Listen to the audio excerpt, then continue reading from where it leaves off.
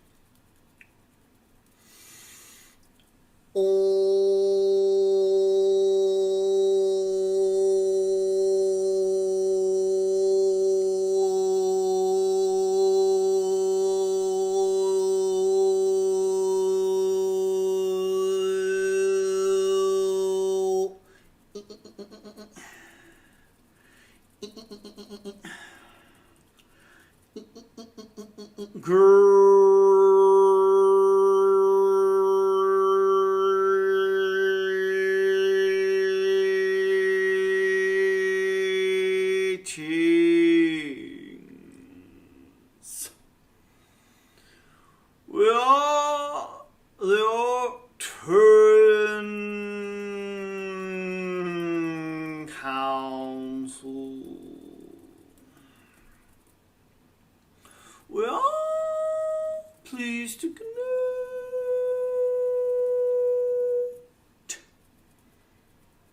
with all of you. Yes, yes, yes. We have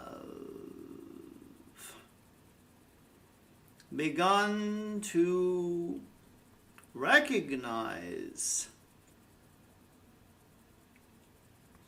the ability that you all have to hear from higher dimensional beings with your claircognizant senses. And we are noticing that more and more individuals are recognizing this ability within themselves to receive blocks of energy and interpret them accurately.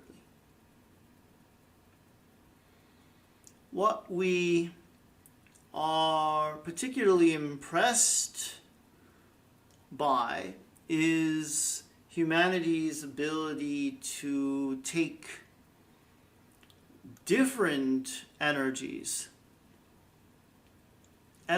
that they have never experienced consciously before, and make sense of the intentions of the higher frequency beings delivering those energies. Now, this ability plays itself out in a variety of ways. Some individuals will then go and write a work of fiction that will contain many truths and many facts about your history there on Earth. Some will receive a download that is about the future possibilities for humanity. And so their fictional story will seem to be about a science fiction filled future. In actuality, that future will be a particular timeline that the author of the story has intuited in this way.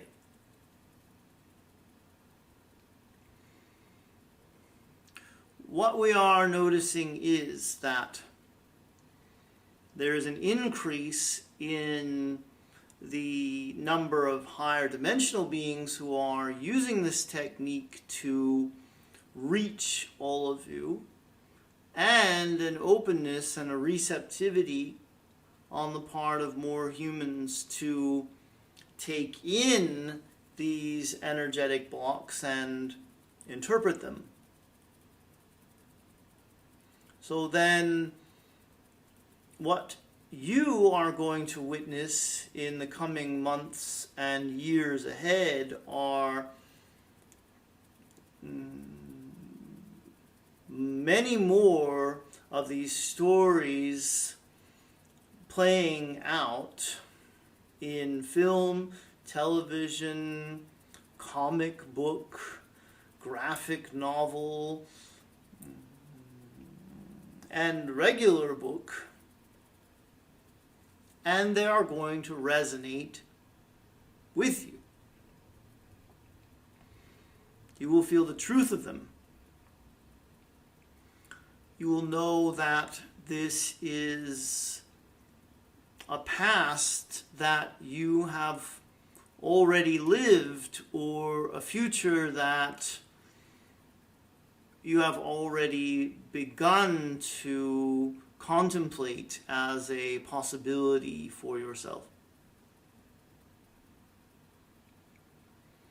Now, those who are not getting the downloads and interpreting them, and then using them to create stories, are getting the downloads in their dreams.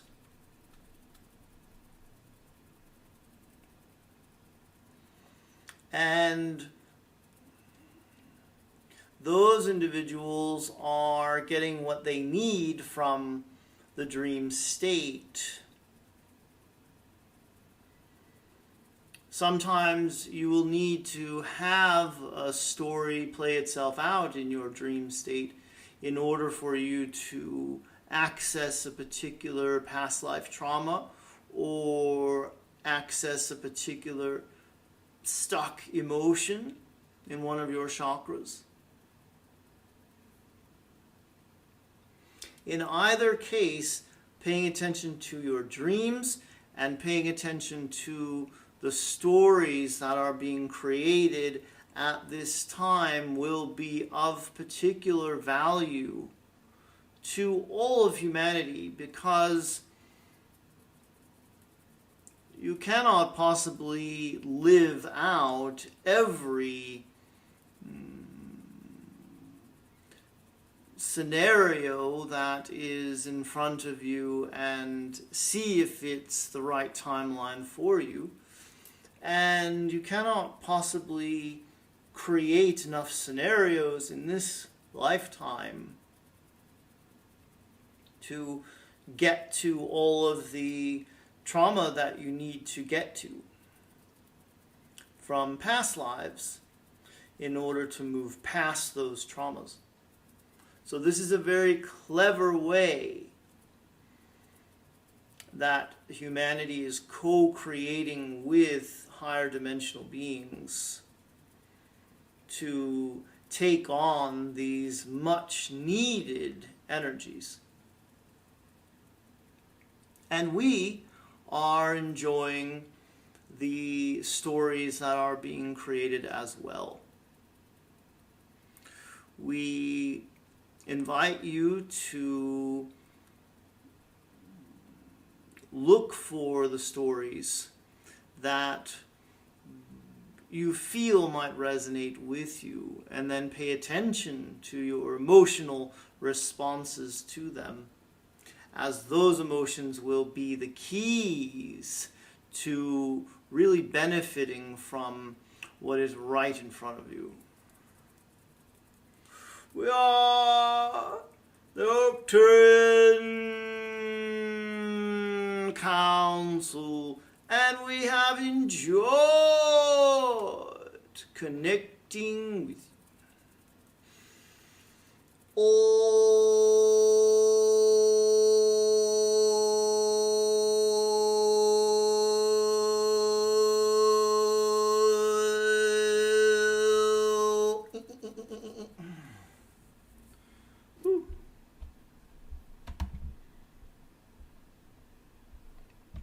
Hi everyone.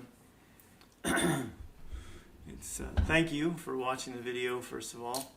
I also just want to say how funny it is how the universe works, because I was explaining to you guys yesterday about finding the bird flying around in the house and having to get it out of the house yesterday. And recently, in the past couple days, my wife and I have been talking about the smell that we've noticed. It's like a musty smell in one particular part of the house, and we thought maybe we had a mold problem, which is common here in Hawaii, and we're going to hire someone to come and do a mold inspection. It was going to cost, hundreds of dollars.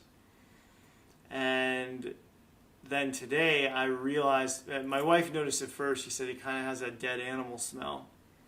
And I didn't pick up on that at first, so I didn't think it was a dead animal.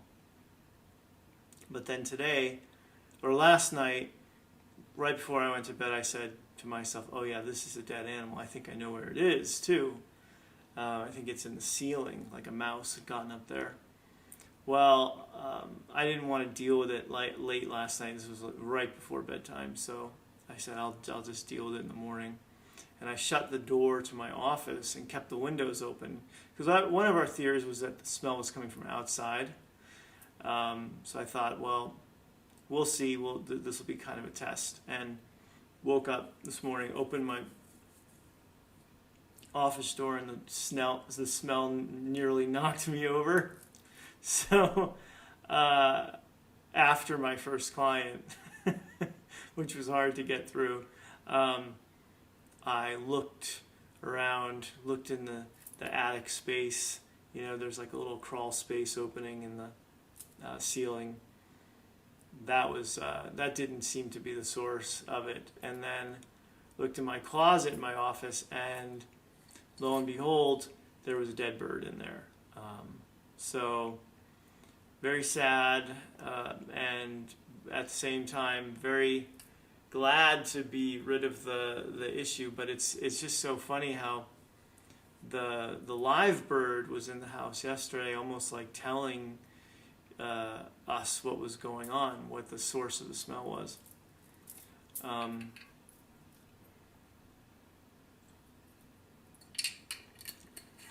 And the only other thing that I wanted to say, and I was thinking about tonight, was how I don't have to wake up for anything tomorrow.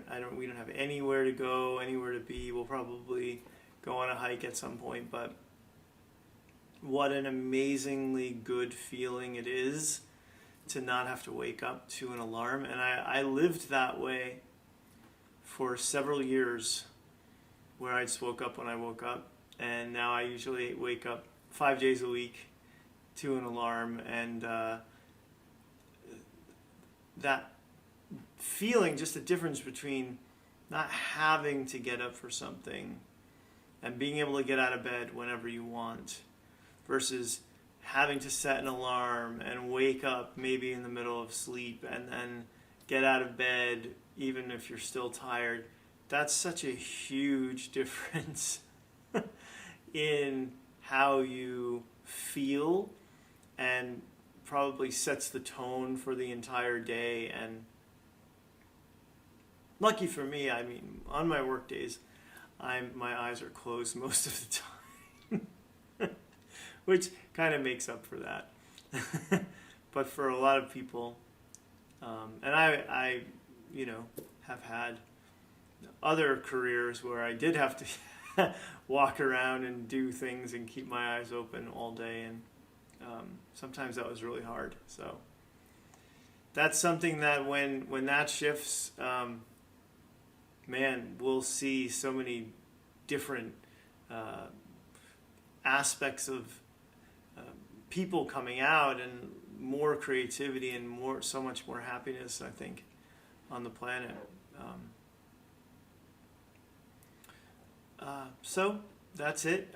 The baby Talea report is that she is just getting cuter and cuter, and making these little pre-verbal sounds that are just so awesome. You know, it's so cute because you know she's communicating something verbally, like she's making a sound, and it's awesome.